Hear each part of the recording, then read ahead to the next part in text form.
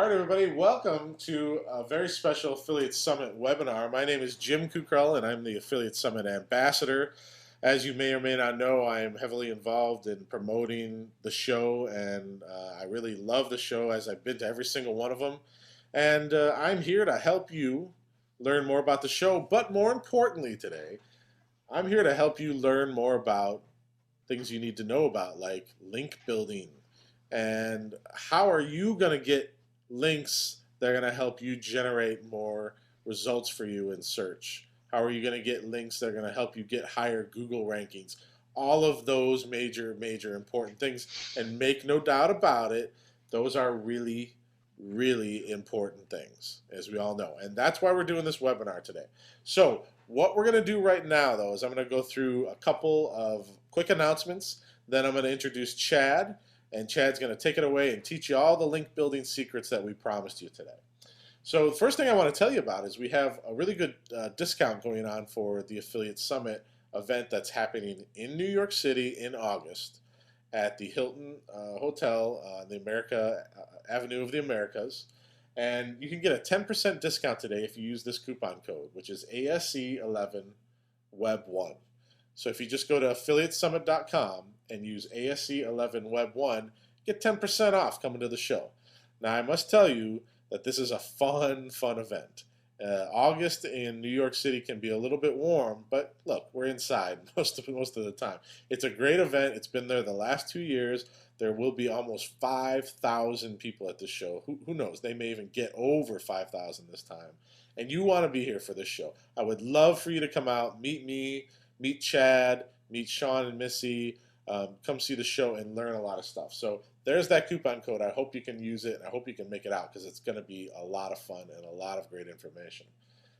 There is a contest that we're running right now. I don't know if you know that Affiliate Summit owns a magazine, and it's called feedfront.com. And it goes out to over 40,000 people. I'm talking about a printed magazine. In the days when everybody's stopping to do print, well, Affiliate Summit has a printed magazine that goes out to over 40,000 people. And it gets sent out 4 times a year. And there's a copy of the magazine there. You can see some people holding a copy. One guy there is taking a picture of it with him in the shower. Well, what we're doing is a contest. Now, how would you like to see a picture like this of you on the cover of that August edition of FeedFront? All you have to do is go to ilovefeedfront.com, which redirects to the FeedFront contest page, and submit a photo of you holding a copy of FeedFront. Now, think about how amazing this could be for you. You could get your whole staff to hold it underneath your company sign. You could do some kind of creative shot like this guy did in the shower. You'll be on the cover. It's not going to be edited. The winning vote, the one that gets the most votes, will actually be on the cover. So go to ilovefeedfront.com and check this out. And I'm telling you right now, there's not a lot of votes yet, and we've got about 2 months to go till this contest ends. So I would get in, do one now. A company did one really cool the other day. They took the feed front and they made like a big giant version of it and held it out, and it looks like they were all holding it up underneath their sign and their thing. So visit ilovefeedfront.com and get your vote, get your photo in, or just go vote. And if you don't have a copy of FeedFront magazine, just go to feedfront.com. The magazine's free. You can download the magazine and read it online, or you can just sign up and they'll send you copies of it for free. We do meetups here at Affiliate Summit. They happen on the last Tuesday of every month. May 2011 will be the 3rd time we do the meetups. So if you want to get involved in meetups, which are a lot of fun as well, they happen every single month. Go to affiliatesummit.com/meetups, and you can learn about where the next meetup is in your city or country. I had someone contact me this morning who wants to start a meetup in Berlin. There's people in London, all over the United States. They're really fun events where you can get together with like-minded people, and it's not just affiliate marketing. It's about internet marketing, business, building businesses online, help your career, anything that you're looking to do. Learn, connect with types of people in a fun environment once a month, and it's growing really, really fast. If you want to host a meetup in your city, all you got to do is send me an email, jim@affiliatesummit.com, and I'd be happy to coach you through it, help you get one set up. It's not a lot of work, and it's a lot of fun, and there's a lot of benefits for you to do it. So if you have a city and you want to host one, just give me an email. Again, affiliatesummit.com/meetups. I do want to tell you about this real quick. Now, I have a great package going on at affiliate summit or feedfront.com/advertising. If you have any type of budget that you want to get major exposure to the people who you want to reach, I've got a great deal going on right now, and it's over $12,000 worth of stuff for $6,000. Okay, and right now you're saying, Jim, $6,000, that's a lot of money. Yeah, it is, but I want you to consider what you get. All right, full page ad in FeedFront magazine for the show issue that goes out to over 40,000 people, as well as gets in the attendee bag of all the over 4,500 people at the show. Okay, full page ad. That ad itself is just $4,000 itself. All right, what else would you like? How about 2 gold passes to the show in New York this summer? Right, you get 2 gold passes to the show. How about banner ads run on Affiliate Summit, feedfront.com, geekcast.com.fm, on the Affiliate Summit forum? How about an interview with me and you or your CEO or your program manager, where I interview you via audio? We make a professional interview podcast talking about your company, your affiliate program, whatever it is you want to talk about. And here's the really cool part about this. Not only will we do the interview and we'll talk about your business, it'll essentially be a 30-minute commercial for your business. But what we're going to do is we're going to take that audio interview and we're going to promote it across all the Affiliate Summit channels. And we're going to put it up on our social media, on our blogs, on our websites, and we're going to let people listen to it back. We're also going to send you an MP3 of it so you could use it on your blog, you could send it out to your customers, whatever you want to do. But here's the really cool thing you're going to get. Since we're talking about link building, and Chad, maybe you'll appreciate this, we're going to give you a link from the affiliatesummit.com website to your website. And that's part, and as you're going to find out from Chad, getting links from high quality, relatable websites is a big deal. So you're actually going to get a link as part of this whole package. If you're interested in this package at all, I want you to give me a call. It's jim@affiliatesummit.com, and drop me an email. I'd be happy to get on the phone with you and explain all of the parts you get with this. I should tell you this right now. The deadline on this price goes away very soon here in May. If you're watching this after, you're going to probably get a different price and a different package. I only have a few of these left. I wasn't able to sell as many as they wanted, because it's too good of a deal, okay? So email me, jim@affiliatesummit.com, or send it to the person in charge of your company who does the ad buying or anything like that. And I'd love to get you on board with this, because you're going to get that link, you're going to get the webinar, not the webinar, you're going to get the link, you're going to get the gold passes, you're going to get the banner ads, you're going to get the full page ad and feed front. It's an amazing deal, it really is. All right, so reminder, 10% discount. Somebody asked in the chat already, can I get a discount for Vegas and ASW? That would be 12. No, I don't have a coupon for ASW 12 yet. So I will get one of those when it comes after ASE 11. All right, and somebody says I love FeedFront is down. Sorry, I'll check on that. It's just a forward to the contest site. So, all right, let's get straight forward to the material that you came to see.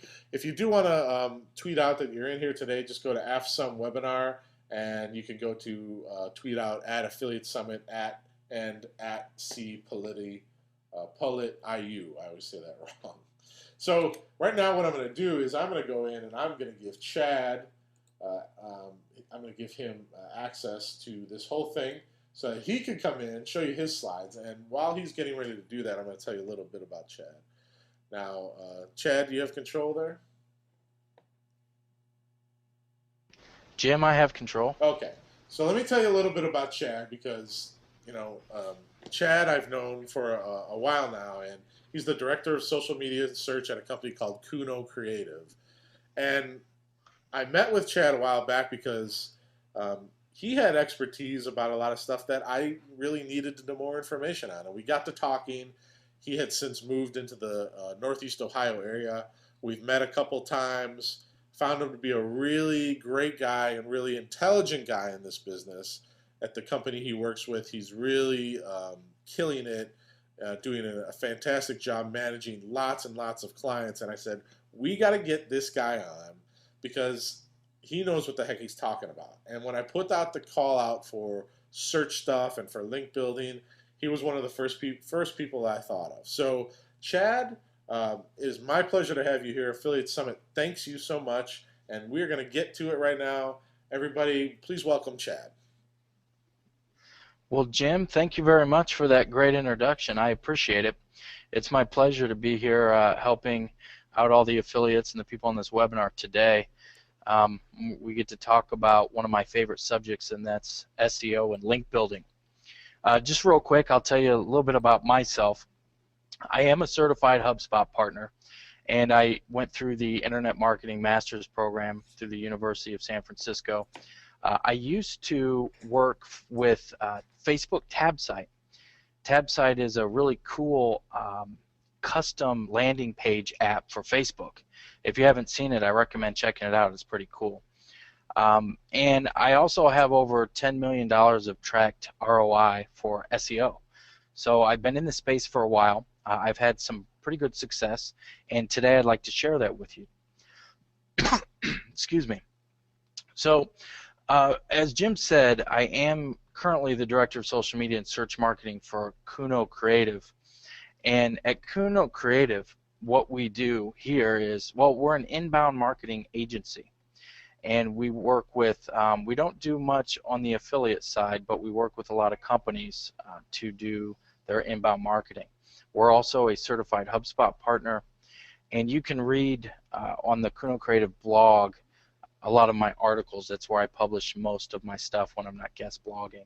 So anything that involves social media or search or inbound marketing in general, you can find it on our blog. I recommend that you check it out. Also, I wanted to let you know that I've authored several cheat sheets for social media, search engine optimization, so on and so forth, and those can be downloaded at the Kuno Creative Facebook page. So check those out if you get a chance. And with that, I'm going to dive right in to today's agenda.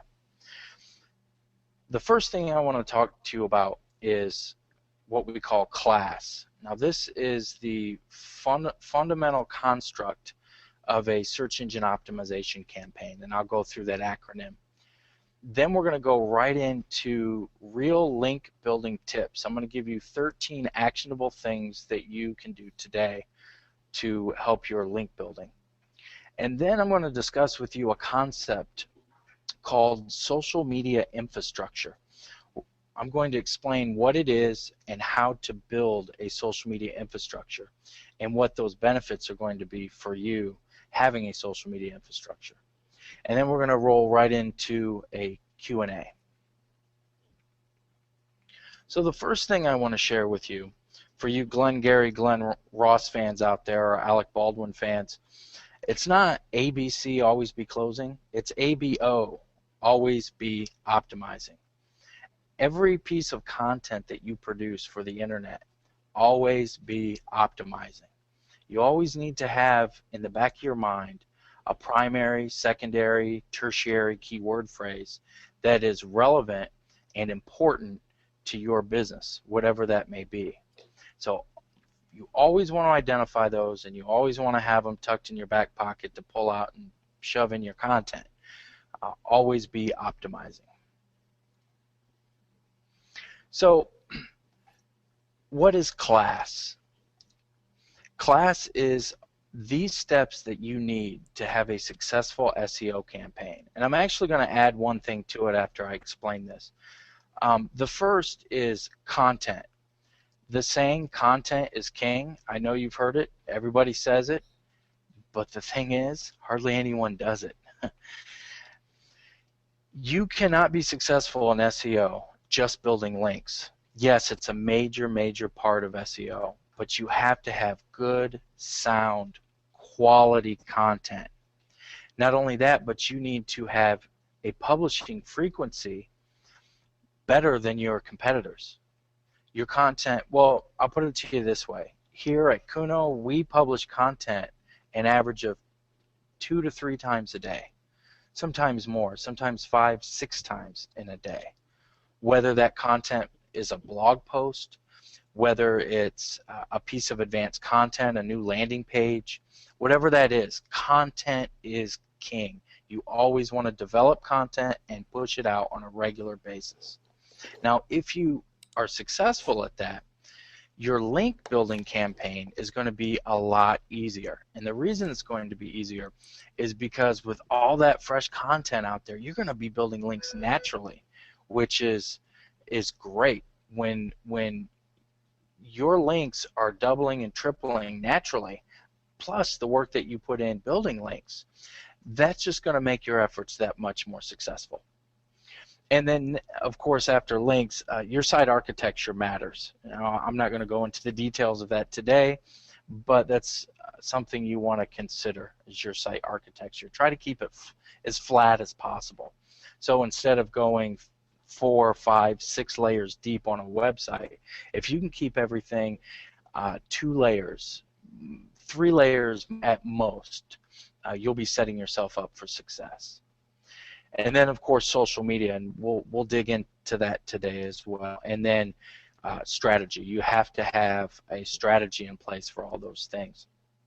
Now, I had mentioned to you that there's something else I wanted to add to this list that's not on here, and that's the letter M. And the letter M stands for mentor. Everyone in this business that's successful has a mentor. And in search, I have a mentor. His name is Jeremy Derringer. He's the chief research officer at Slingshot SEO. I can call him up. I can send him a tweet, and he answers questions. We've gone games together. We've drank beer together. Great guy. But he eats, sleeps, and breathes SEO 7 days a week. That's something that I can't do because I have other responsibilities in my role. So I leverage what he does, and he accepts that role as my mentor, and he helps me out. So I highly recommend that pursuing an SEO campaign, that when you're pursuing your SEO campaign, that you seek out a mentor that really knows their stuff and learn as much as you can from that mentor. Well, that brings us right into the major part of the presentation, which is links. So here I have a list of 13 ways that you can build links for your website and for your programs. And I'm going to go into each one and share with you some actionable things that you can do to build links. So the first item here is guest blog posts. Now, the first bullet says invite bloggers to guest post, and many people say, well, how does that build backlinks if I have a guest blogger come and blog on my blog? Well, there's 2 reasons. The first is that if someone blogs on your blog, they're going to promote it. They're probably going to link to that content somewhere on their website, and then they're going to promote it in social media. And that viral effect takes place in social media. So by having other people write content and produce content on your website, you will naturally build backlinks because they have a vested interest in promoting their content. It just resides on your website. Now, the other tip, and this is commonly known in our business, but if you do guest posts for other blogs, it is your right to put in a link or two, as long as it's relevant to the content that you're writing. So always seek out and never turn down an opportunity to guest post.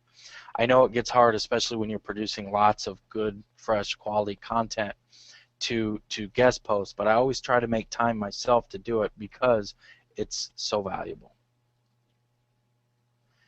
So the next link building tip I want to talk about is press releases. I'm a press release junkie. Something to keep in mind with press releases, Google actually has a separate algorithm for press releases. Google recognizes that press releases are news, and it handles them a little bit differently. So what press release websites are out there? Well, one that I like is a free one. It's called prlog.org, and I use that one regularly. And then there's two paid wires that are pretty popular, marketwire.com and pitchengine.com. Now, this actually is a webinar unto itself, press releases. But I want to share one cool thing about press releases with you. What most people don't realize is that there are tens of thousands of Twitter accounts that auto-post from these press release sites. They subscribe directly to their RSS feeds based on whatever you tag your post as. Say you tag your post as affiliate marketing. And if somebody subscribes to the affiliate marketing tag on prlog.org, their Twitter account will automatically post your release. And what I found is, I've done some experimenting, what I found is that I can actually get over 200 Twitter accounts talking about my release, which of course links to my website in the body copy. So we're creating that social media chatter using press releases. It's a great way to help your search engine rankings and for Google to see those search signal or those social signals that are so important for ranking today. That brings me right into local directory listings. And what I mean by local directory listings, of course, you've got your Google Local or Google Maps, and Bing has their version, Yahoo has their version. These are very, very important for search because they establish that you are a legitimate company or organization. So what you want to do is you want to tie an address to these local directory listings and of course your URL, your website. Even if you're running a small program out of your parents' basement, you want to make sure that you have an address, a brick and mortar address, not a P.O. box, a real address associated with your local directory listing. The reason you do that is because that's a signal to Google and the other search engines that you are indeed a legitimate business worthy of ranking in the search engines. Now, another neat thing to do, and recently I came across localese.com. Actually, I've known about them for years, but I didn't know the breadth of their offerings until recently. What localese.com is, it's a website that compiles directory listings. So it compiles brick and mortar address locations and business names and websites. And they have over 200 partners that subscribe to their list. So, for example, Google subscribes. Google pays localese.com for access to this data. Foursquare does. Facebook does. And on and on and on. All the big websites subscribe to the Localese data. And why this is important is because in the case of Google, Google uses that data to check its data. So if you have a listing on Google and you have one on Localese, Google's going to check the Localese data and verify that they're the same. If they're the same, then you're going to have a much more powerful backlink, and you're going to have a much more powerful listing in that directory. Social media. Do you have a company profile on LinkedIn? That's a very powerful signal to Google that you are indeed a legitimate business. Even if you work out of your parents' basement, have a LinkedIn profile for your company. And then if you have a large company with lots of employees, make sure that their LinkedIn accounts point or link to the company profile so that they're using the same company name in their LinkedIn account as the one for the company profile. That shows that builds a lot of confidence to Google that your business is indeed legitimate and real. And those are all links that Google sees. So make sure you're on LinkedIn. Now, that goes the same with all the other social media platforms that exist out there. And a good way to get a big list of those is to go to namecheck.com and type in a company name, and it will give you a big list of social media sites that may or may not have that company associated with it. You can actually pay them a small fee, and they'll set up all your accounts as well. So now let's talk quickly about partnerships. To strategically partner with companies that are similar to yours and share links and content.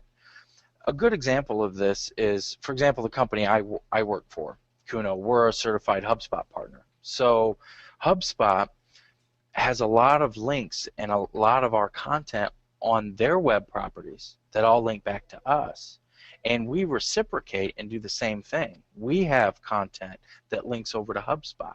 So it's a great relationship from a linking perspective because we're able to work with each other with links.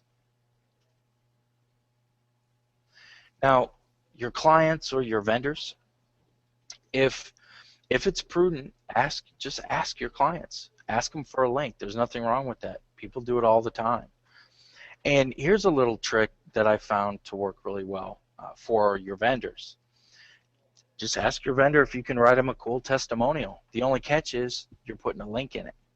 And that link is going to have the anchor text that you want that's relevant to your website and link it back to your website. Not many vendors are going to turn that down. Now, real simple syndication, or RSS. A lot of people don't know about this little tip, this little tactic, but RSS can be a powerful way to build links. And let me explain how this works. There's a website called peoplepond.com that I have a profile on, okay? Now, on this website, I can tag my profile with, I believe, up to 8 or 10 tags, okay? So I put things like SEO and blogs and internet marketing, things like that. Now, each one of these tags represents a unique RSS feed that someone can subscribe to. Ultimately, what they mean, or what they are unique pages in PeoplePond with my content on it. So the more tags I have on PeoplePond, the more pages have my link or my content with the link in it on. So, and if you look in your Google Webmaster Tools, you'll see some of this. This is actually how I discovered this. But that's only half of it. The other half is this. There are lots of Twitter accounts and blogs and other web properties out there that like to subscribe to RSS feeds to publish content. So they syndicate content through RSS. Now, the more tags you have on your content out there on the web, the more RSS feeds there's going to be, and the likelihood of you being syndicated increases. And if your link is in that content, then you've just built links on other people's websites because they've syndicated your content throughout the internet. Now, this next tip is for communities, blogs, and forums. There is a conversation going on out there. Whether or not you decide to join that conversation is up to you, but the conversation's happening. So I recommend jumping in and joining the conversation. These are great social signals for search engines. And if it's relevant for you to leave a link back to your content because it's relevant to the conversation, or you're solving someone's problem with your content, with your link, by all means, leave the link. Now, there's a thin line between spamming and being, leaving legitimate content. You need to make sure you're not crossing that line. And the community itself, whether it's a blog or a forum, they're going to let you know. If you cross that line, they will be on you, and on you quick. A good example of that is the LinkedIn groups. I'm a member of dozens of groups, and occasionally I'll leave something that I think is just fine, and the people in that group may not think it's fine, and they'll hit me up pretty hard on it. So you just got to be careful and make sure you're adding value in these communities, and you're creating social signals back to your website. Some of you have probably heard about article sharing from sites like ezinearticles.com. This is basically where you write an article and you publish the article on this website for other people to purchase, download, or use your content on their websites, on their web properties. This is a great way to build backlinks, because your links and your content are going to be there, and who knows, 50 people may buy that article, 50 people may publish it, and if that's the case, then you just earned 50 backlinks.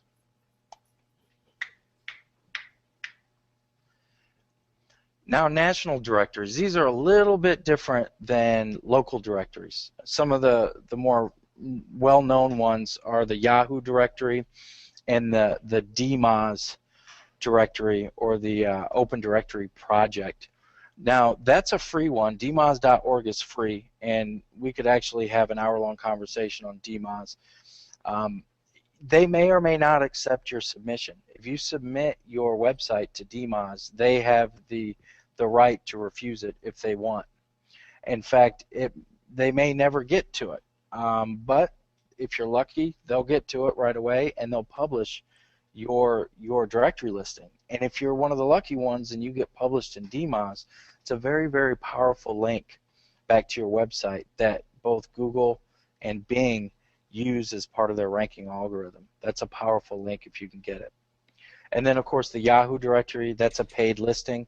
Now, I've heard rumblings that this was going away, that Yahoo was getting rid of their directory. I checked the other day, and it's still up.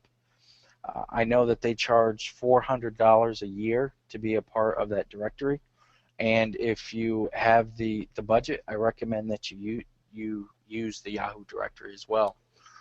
You also want to ask yourself, what groups am I associated with? You know, the Chamber of Commerce, some national organization, somewhere where you pay dues. Ask them if you can be in their directory, or if they have a directory. And if they don't have a directory, ask them for a link to your website. It's a good way to get a link. This one is an underutilized strategy: badges, widgets, and plugins. There are plenty of opportunities out there for companies and organizations to create things on the internet and give them away for people to show on their websites. So picture this: you create a logo. Well, we'll use the Better Business Bureau as an example. The Better Business Bureau has a widget or a badge that you can download off their website, and it's in the form of script. Now, if you copy that script and paste it on your website, there's actually a link in there back to the Better Business Bureau. So if you can create some type of plugin or widget and offer that up on the internet, and people use it, they scrape it and they put it on their website, that can be hundreds, if not thousands, of links for you if your badge or widget provides some type of value. Another thing that you can do is widgetbox.com is sort of like a widget building social media platform. So you have groups of people on widgetbox.com that create these neat little widgets, and they share them with each other, and they offer them up on websites. Well, you can create one on Widgetbox too. And if anybody uses your widget, if you create it with a link to your website, you've just created potentially hundreds, if not thousands, of links. So this is a very good way to build links to your website. Product reviews and interviews. This is pretty underutilized too. There's nothing wrong with giving away a free product to a blogger in exchange for a review, or a service for that matter. Try it. You'll find people love free stuff, and for a link, it's worth it, definitely. And then, of course, you can ask bloggers to interview you. There's several out there that are always looking for good content, and if you offer an interview, I'm sure they'll take advantage of it. Presentations and webinars. So what we're doing right now. Make sure that you submit your slide deck to slideshare.net, because those links in your presentation and those links on that account all should point back to your website, and those links are seen and used. And then, of course, you have the live tweet stream, blogcast, and people write blog reviews. These are great ways to get backlinks and leverage your presentations and your webinars. So that brings me right into social media. And I see we're getting low on time, so I'm going to speed it up a little bit. But what I want to talk to you about is what I call a social media infrastructure. Now, we all know about brand mentions on Twitter and profiles on Facebook, statuses on LinkedIn. Then, of course, you've got your bookmarking sites, YouTube. These are all signals that Google can see. These are social signals that matter when they're surrounding your brand. They matter for search, okay? Now, I put Google Plus One with a question mark there. I'm just going to quickly mention Google Plus One. If you've seen Google's recent history in attempting to enter the space of social media, you know that they haven't done a very good job of it. In fact, they've failed miserably.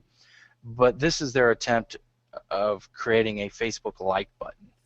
And we'll see where it goes. It may or may not end up being a player. I'm pretty skeptical at this point, but we'll see. So what is a social media infrastructure?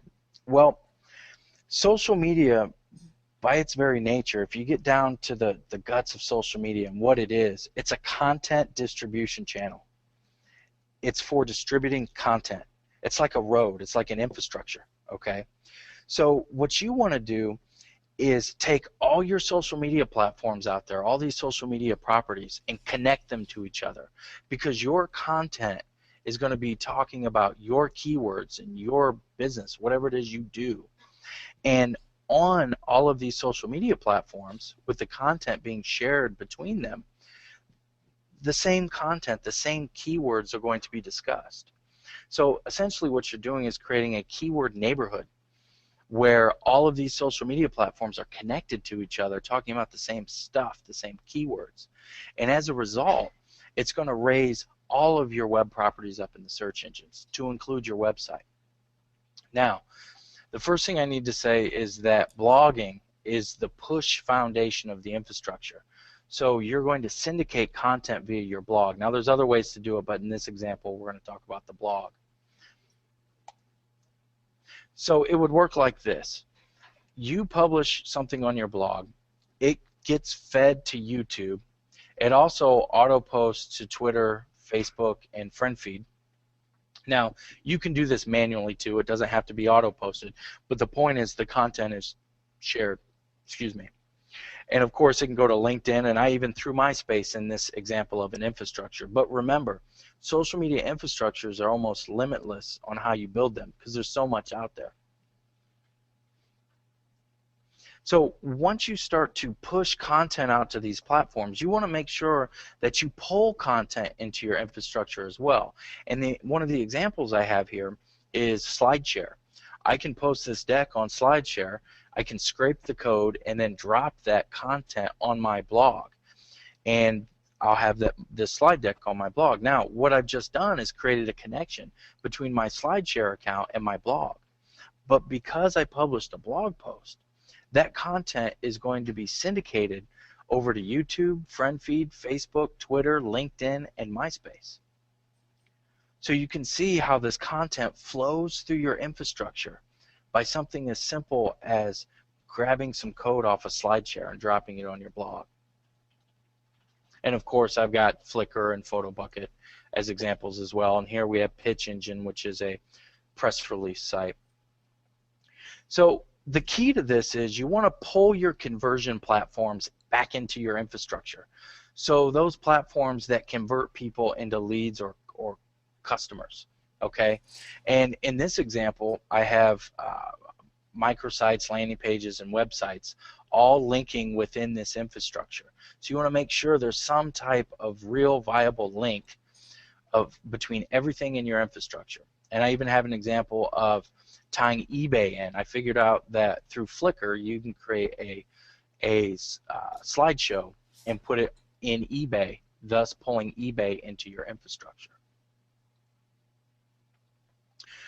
Some real quick considerations, ways that you can link these platforms, widgets, apps, and embeds. Very easy to do. A lot of websites allow you, they give you the ability to build these widgets and scrape the code and drop them somewhere else. So definitely consider using those. And as we have audio there. Another consideration, something to think about, sites like twitterfeed.com or HubSpot, they have feed aggregation and feed distribution. So some of this you can auto post, for example, to Twitter or maybe Facebook, and there's dozens of these out there. Just do some searches on Google, you'll find them. But this might help you build that infrastructure and connect your content across all these different channels. And something like FriendFeed, for example, I don't ever get on FriendFeed, but I have lots of content that goes there. So this is a good way to save you time as well. Now, for you naysayers out there, yes, a lot of these social media platforms that we're talking about are no follow links in the code. You can see it here. However, that's not a problem when you use RSS, because there's no such thing as a no follow tag inside an RSS feed. There's not. And Google sees RSS feeds just like it would be a normal backlink. So that's why real simple syndication is so powerful in building links. Also, for you naysayers out there, duplicate content. I hear this all the time. Well, Google says that duplicate content on a site is not grounds for action on that site unless it appears that the intent of the duplicate content is to be deceptive and manipulative. Okay? So, look, Google expects you to push your content out on social media. They expect your blog post to be duplicated all over the place. It's normal. It happens. It's what we do. So don't be concerned about your content being shared across your social media infrastructure. And Matt Cutts himself says that he finds honest webmasters, they worry about dupe content too much. So don't worry so much about duplicate content as it relates to social media. Now, I wanted to show you this slide real quick to let you know that my experiments utilizing the social media infrastructure approach culminate in me being able to get 2 of my web properties listed on the first page of Google for Internet Marketing Expert. This is a highly competitive keyword phrase, and this was an experiment. I rolled it out about 1.5 years ago, and one thing that you can't see here is that all of these web properties here and below have a ton more backlinks than me. But what they don't have is a social media infrastructure behind them. And that's what I did with these particular web properties to get them to rank so high. So if you go and look at the backlinks on these, you'll be surprised at how little backlinks those particular properties have compared to the others. So quickly to recap, class, content, links, architecture, social media, and strategy. And then don't forget the M for mentor. Make sure you get a mentor. Very, very important to have someone to turn to for search. We talked about 13 actionable link building tips, and I discussed with you the idea and the concept of a social media infrastructure, what it is, what it can do for you, and how to build one. So at this point, Jim, I'll go ahead and turn it back over to you, and I'll answer any questions anyone has. All right. Thank you, Chad. That was really great, succinct information. I think that everyone appreciates getting tips and tricks, and that's why we brought you on to specifically get into the meat of what people need to know. And I got to tell you, there was some stuff in there that I learned about that I didn't know about, and I've been doing this a long time. So you should definitely take the advice that Chad has given here and follow through with it. Because remember, it's only good if you follow through, right, Chad? Yeah, exactly, Jim. And content, I can't say it enough. That's the key to all your woes for search. Content, lots of it. So what we're going to do now is I'm going to get the questions, and we're going to have Chad answer them. So, um, first question, Chad. At what point of a website's life is it ready to submit to the dmoz.org? How built out should it be? Well, according to DMOZ themselves, they don't put their standards for submission don't include any of that, anything about the size of the site, or they have some content requirements. You know, they're not going to let certain types of websites, like adult websites, show up. So I don't think that's so much of a big deal. Once you have your core website built, submit it to DMOZ. Make sure you follow their rules. You may or may not get picked up, but if you don't get picked up, you can submit again. Just make sure they've told you why you didn't get picked up. They'll send you an email. Okay. Next question is from Mark. He says, what is the line between content and content spam? That's a great question. Here's the thing. Your content has to solve problems or entertain people. I got that line from you, Jim, years ago. It has to solve problems or it has to entertain. If your content doesn't do those things and do them well, your content is spam. It's junk. Nobody would be interested. So make sure that you have quality content that educates or entertains, and be consistent with your quality content. Now, according to HubSpot's research, a blog, for example, if you have a blog and you're not blogging minimum 3 times a week, to the search engines, you're pretty invisible, for one. And to your readers, that 3 blog posts a week is the bare minimum. If you do 1 a week or 1 a month, I hope you don't do that, then your content's irrelevant. Now, HubSpot did a lot of number crunching and figured out that you reach the peak benefits for search and content marketing at 21 blog posts a week. 21. That's 3 a day. Now, most organizations can't hit that level internally, but there's tricks to that. So you can invite tons of people to guest blog. I know a guy in business that rarely posts blogs. He brings in a ton of guest bloggers, and he has content every day by doing it that way. Okay. I got a question here from Vinay, which is how to manage a big site search engine optimization. We need to rank for 1,000 to 1,500 keywords. You have any advice for Vinay? Yeah, so the first thing you're going to want to do is you're going to want to make sure your on-page factors are dialed in. You need to establish a standard across your website. So you need to have conventions, and you need to identify in a hierarchical scale the importance of those keywords. So, for example, every website should have 1 primary keyword phrase. And through your on-page factors, you want to make sure that your convention includes that primary keyword phrase. But as you move down through the architecture of your website, the convention should identify where the other keywords are going to go. So, for example, if you have widget A, widget B, widget C on a large e-commerce website, and your primary keyword phrase is widgets, in that page title, you want to make sure to include your primary keyword phrase widgets, and on that particular product page, you want to make sure it says widget A.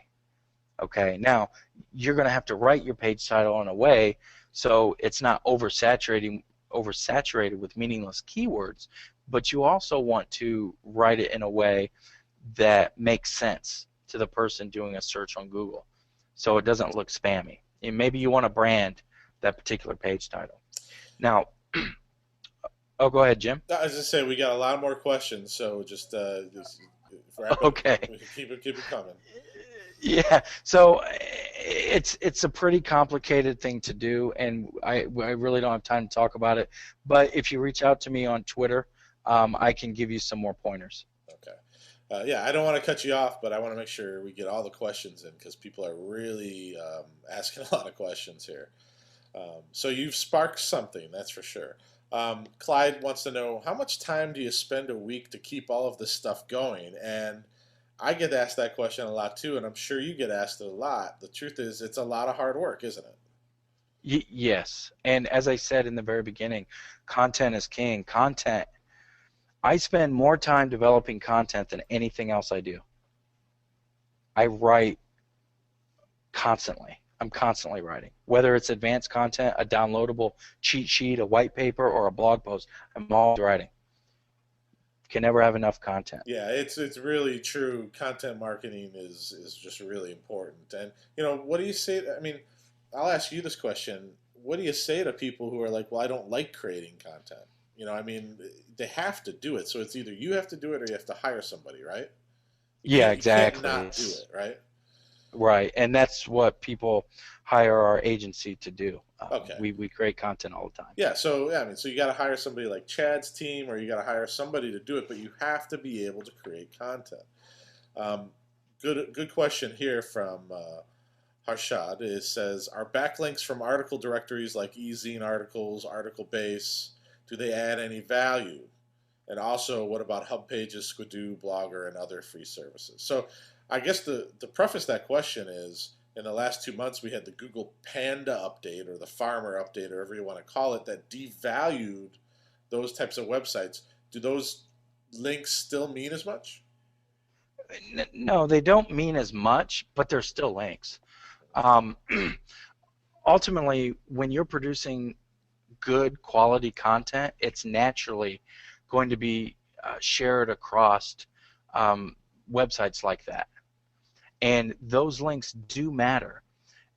We don't know Google's algorithm exactly, so I can't tell you that it's 1/3 of this particular link. But the point is, all links matter. It just, to what extent, I can't tell you 100%, but I'll take those links any day of the week.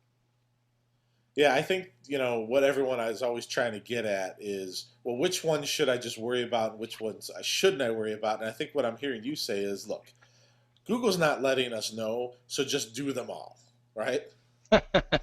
Well, yeah, but naturally, these links are going to occur anyways. Okay. If you're creating quality content. All right. So let's see. Courtney says, can you use purchased content in addition to creating content? Yeah. I mean, yeah, right? Yeah, absolutely. Now, I'd stay away from content that could be on 10, 12 different websites. Then you can run into duplicate content issues. Claude asks a question that I get asked a lot as well, which is, what about spinning content to give it variety and a different tone to different sites? Is that okay, or is it spamming? And what I think Claude means is, taking an article and rewriting the first 2 paragraphs or changing the headline. Where's the line here, Chad? Well, I've actually done some experiments for years where I've taken a website and made 3 versions of it, where all the content was identical with the exception of the name of the city in the content, because they were geo-targeted microsites. And what I found was that I didn't get punished at all for duplicate content, and that those websites were actually, they were relevant for the geo-targeted location, even though the content was the same. They were specific to cities. So in that regard, Google gave me not just a pass, but they ranked the heck out of those microsites. Shot up to number 2, number 3, number 1 on Google for those geo-targeted search phrases. Now, when it comes to an article, like a blog article, that's going to be your call. If you rewrite it in a way that adds value or solves additional problems, that's good. But if you change a couple words out of it and you're not adding value, then Google isn't going. That's not going to follow Google's logic and their lines that they provide us, their guidance. Right, and then follows up. Somebody just asked, where do article spinners fit in? And isn't it that exactly what they do? What's an article spinner? Well, I guess it's somebody that you'd hire to take articles and rewrite them. Yeah. I'm not too familiar with those tactics or those services. So Let me ask you this question, Chad, and keep the questions coming. If we don't have any more questions, we'll wrap up. But it seems like a lot of people, and I'm not saying the people here in this webinar, but I teach classes online. I deal with this a lot. I speak to a lot of people who are new to search, and it seems like a lot of people are looking for the magic button, right? They're looking for, how do I do the least amount of work as possible to get high search engine rankings? And I just want to hear your answer to that. well, there is a magic button, and that's content. Okay. Lots of content. Here's the thing. When you commit to content, lots of good things are going to happen to you. And not just these natural backlinks being built, but there's going to be conversations about your brand in social media. People online are going to get to know you better because you have such good content you're pushing out there. What you're going to find over time is that your branded searches are going to double, triple, quadruple. So searches for your company name will naturally go up with those searches for what you do, your primary keyword phrase. It all goes up. So the magic pill is really content. It's content. It really is, and people got to find a way to make that content. You really do. I did miss one here from Mark, and it said, if you have offers from merchants in other areas, how do I handle their local listings? So I guess he's coming from an affiliate perspective about trying to optimize locally. Generally, a local optimization is easier. But keep this in mind. Google, here in the last, I don't know, maybe 4 or 5 months, they rolled out their new Google Local in the SERPs, in the search engine results page. And when you do a geo-targeted search, you'll notice there'll be a little red thumbtack. And they mix those throughout the regular organic searches. So as a result, the local search algorithm is different than the standard search algorithm. So one of the biggest pieces of advice I can give you is to make sure they have a Google local account and that those primary, secondary, and tertiary keyword phrases are in that profile, and that you invest $300 in localease.com. I'm not an affiliate of them, by the way. I just really like their service. But if you invest that and get in their directory, that's going to be a very, very powerful signal to Google for local search. Also, LinkedIn. Set up a company LinkedIn account and make sure you have employees linking to it. That's another very powerful search social signal for Google and Bing. All right, keep the questions coming. I've only got one left, so here's your last chance to ask it if you have a question for Chad. This one's kind of interesting, Chad, and I don't have the answer to this. It's from Clyde. He says, are smartphones changing the way or what you do to optimize the experience on an iPhone or Droid? For many young people, their cell phone is their connection. Now, I have an iPhone, and when I do a search, it just comes up through, like through a Safari browser. It's just like searching Google regular. Is that the same as what's happening on the website through a PC? Well, I'm a bad person to ask, and the reason I'm a bad person to ask is because I'm in this business, so I make sure I turn off every possible customization that exists on any search engine when I use it, because I want the purest result that I can get. because in today's age, Google's looking at so many different things. They're not only looking at your search habits and how you're searching. Google's also looking at the people connected on your network, the people in your neighborhood, your neighbors. They're looking at their search habits as well to figure that out. So a cell phone is probably, my guess is, and I don't know this 100%, but my guess is that they probably have some type of just a slight adjustment in their algorithm for mobile users, because where that cell phone tower is going to matter to Google as well.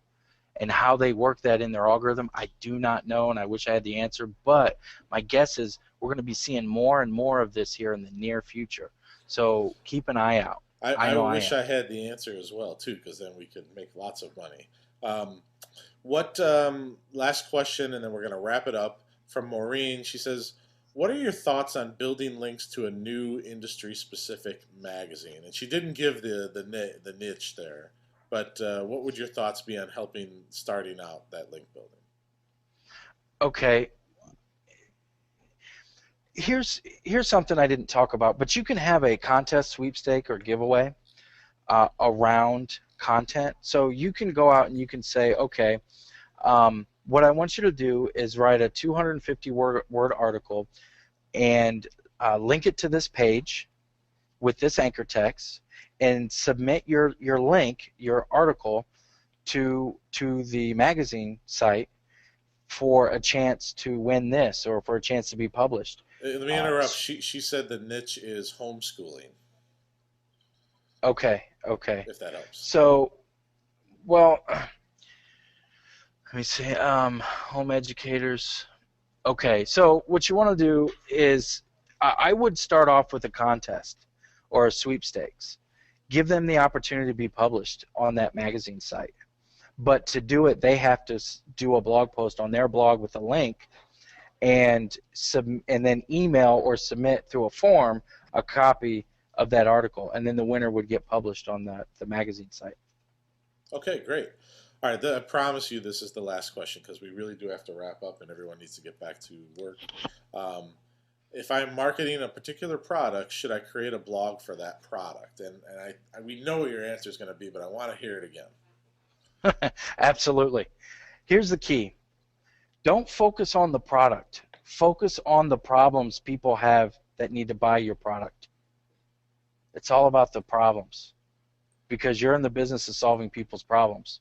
Yes, you sell a product, but what are you really doing? You're solving people's problems with that product. So focus on their problems. Right, and I don't think there's a better way to wrap up than by saying that, because Chad knows I'm a big fan of solving people's problems. So, Chad, on behalf of the Affiliate Summit, I want to thank you for coming in and doing this really wonderful webinar for us today. And everyone, and how can they connect with you if they want to ask some more questions? Yeah, feel free to connect with me on Twitter. You can either do a search on Google. You can just type in Chad Pollitt, Pollitt, and you'll get all kinds of social media links you can connect with me on. Or you can go to cpollittiu. That's CPOLLITTIU on Twitter. I love Twitter. I'll follow you back for sure, and we can definitely roll out a conversation. All right. Well, I really, really appreciate having you here. Everybody, there will be a replay. You're probably watching this back on the replay. Check out the Affiliate Summit channel on YouTube. And, of course, we'll see you at the New York show. Chad, thank you once again. Thanks, Jim. Thanks very much, everybody. Have a great day, and we will see you very soon. Bye-bye.